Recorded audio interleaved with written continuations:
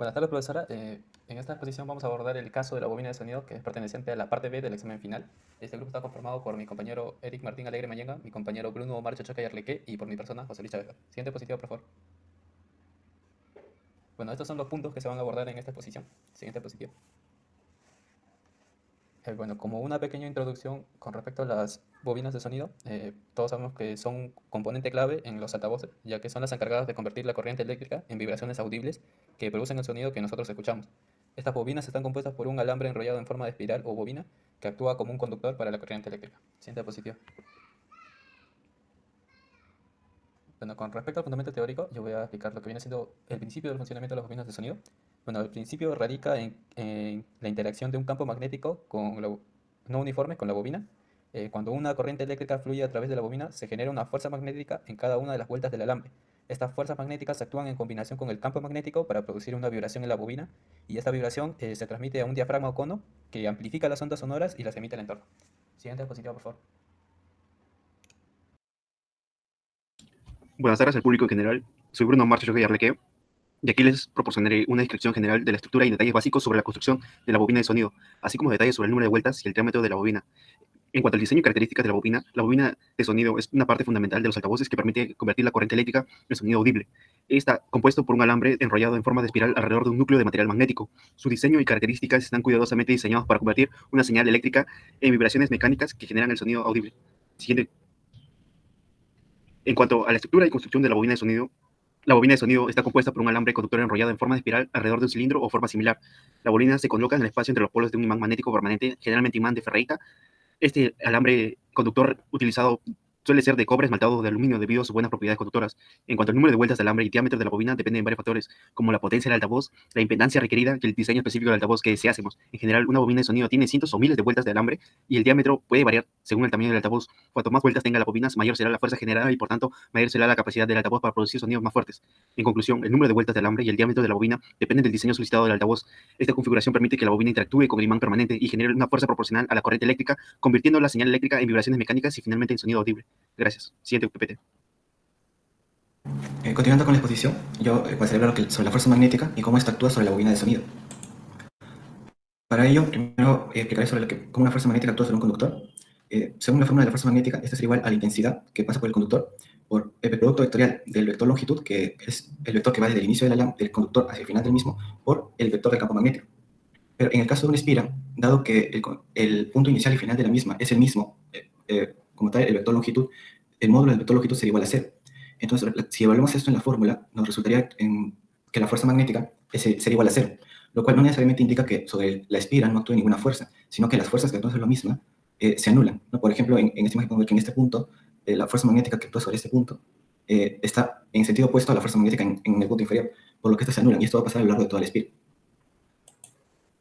Pero en el caso de una bobina de sonido, el campo magnético no es uniforme, debido a que tiene una magnitud constante, pero la dirección varía. Está partiendo desde el centro de la bobina y saliendo de la misma de forma perpendicular. Y esto genera una fuerza que no se anula, sino que todas las fuerzas que se generan sobre la bobina están en una misma dirección. Algo adicional a mencionar también es que en una bobina se usa corriente alterna, dado que para que un altavoz cumpla su función de amplificar el sonido, el cono del altavoz debe oscilar de forma constante. Y para ello, el uso de corriente alterna es ideal, dado que la corriente alterna cambia de sentido constantemente, lo que a su vez va a generar que la fuerza magnética lo haga también, y esto genera la oscilación en el eje de la bobina de forma constante. Les paso con mi compañero. Bueno, con respecto a la resolución del caso, vamos a dar lectura del caso en sí. Nos dice que en la sección de fuerza y torque en una espira de corriente se demuestra que la fuerza neta sobre una espira de corriente en un campo magnético uniforme es igual a cero. La fuerza magnética en una bobina de sonido de un altavoz es distinta de cero debido a que el campo magnético en la bobina no es uniforme.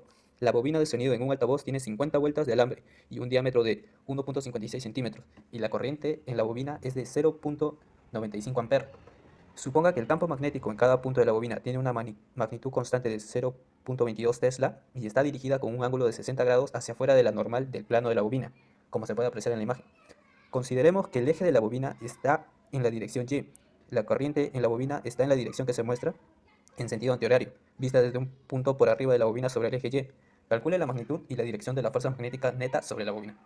Bueno, una vez dado lectura al caso, podemos obtener los siguientes datos: que la magnitud del campo magnético es igual a 0.22 Tesla, que el número de vueltas son 50 y el diámetro es de 1.56 centímetros, por lo que el radio va a tener un valor de 7.8 por 10 a la menos 3 metros y la intensidad de un valor de 0.95 amperes.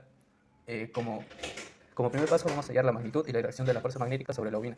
Para esto vamos a descomponer el vector campo magnético en sus componentes sobre el eje X y sobre el eje Y. Aplicando relaciones trigonométricas podemos observar que la componente del campo magnético sobre el eje X va a ser igual a la magnitud del campo magnético por el seno de 60, que nos da un valor de 0.190526 teslas.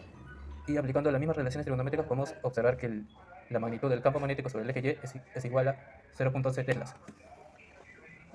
Como se puede apreciar en la gráfica, la fuerza magnética que va a ser generada por la componente del campo magnético en el eje Y, la resultante va a ser 0, debido a que la magnitud de la fuerza magnética en cada diferencial de longitud tiene la misma magnitud, pero de sentido contrario, por lo que al ser de forma circular se puede apreciar que la fuerza magnética generada por esta componente va a ser igual a 0, por lo que para este caso tan solo vamos a considerar la componente del campo magnético sobre el eje X. Siguiente diapositiva, por favor. De acuerdo a la presentación con mi compañero, prosigo a explicar el cálculo de la fuerza magnética en una espira. Evaluaremos la fuerza magnética empezando con su forma diferencial de la fuerza, que es intensidad por diferencial de longitud, y como explicó mi compañero, utilizaremos las componentes del campo magnético en el eje X.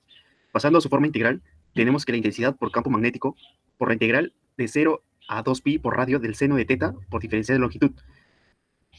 Teniendo un ángulo ortogonal, tenemos que la intensidad por seno de 90 por 2pi por r, reemplazando los valores y haciendo el cálculo, tenemos que la fuerza magnética sobre la espira es de 0,0887056 newton.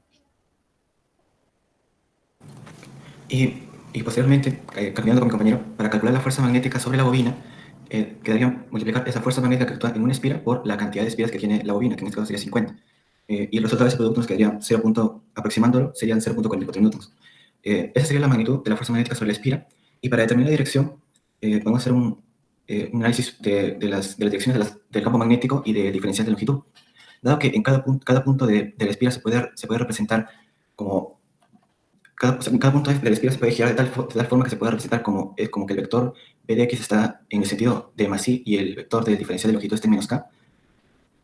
Podemos decir que la fuerza magnética resultante en cada punto de la espira, en la dirección se puede expresar como menos k, que sería el sentido del diferencial de longitud, por más i, que sería el sentido del vector de campo magnético, lo que nos daría un menos k.